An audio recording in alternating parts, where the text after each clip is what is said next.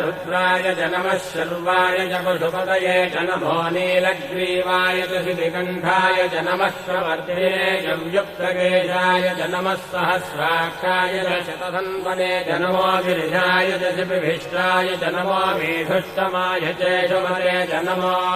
ह्रस्वाय च वामनाय च नमो बृहते च वर्षीयते च नमो वृद्धाय च संवृद्धने च नमो अग्र्याय च प्रथमाय च नम आशवे जिगाय च नमः शीघ्रियाय च शीघ्राय च नम ऊन्याय चावस्वन्याय च नमः स्रोतस्याय च द्वीत्याय च नमो